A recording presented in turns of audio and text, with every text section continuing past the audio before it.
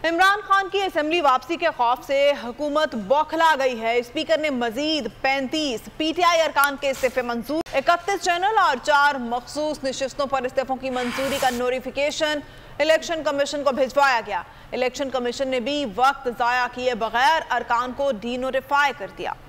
कप्तान का खौफ सर पर सवार। असेंबली वापसी के ऐलान पर हुकूमत ने पकड़ी राह फरार। स्पीकर की नाना अकरार में बदल गई। 3 दिन में 1-2 नहीं 70 पीटीआई अरकान के इस्तीफे मंजूर कर डाले। 3 रोज कबल मरकजी रहनुमाओं समेत 35 अरकान को डी नोटिफाई किया गया। आज एक बार फिर यक जुम्बिश कलम 35 इस्तीफे कबूल कर डाले।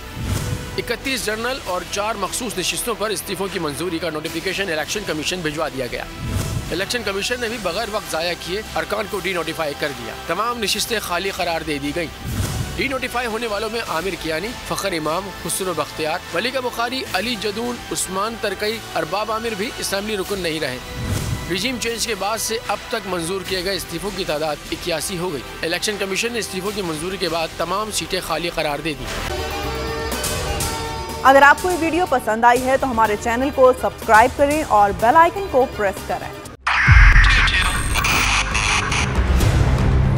2022 बहुत सारे तोहफे भी देखे गया पाकिस्तान की आवाम को। पाकिस्तान की आवाम को एक तोहफा ये दिया कि आवाम को पता चल गया कि पाकिस्तान का मीडिया क्या है। साल 2022 में सबसे ज्यादा देखे जाने वाला चैनल बोल न्यूज रहा नंबर 1। हमने बहुत सारे शोज और ट्रांसमिशंस की। पूरा साल मुसलसल जदोजहद में निकल गया कि ये वोट ऑफ कॉन्फिडेंस के पीछे कौन लोग थे।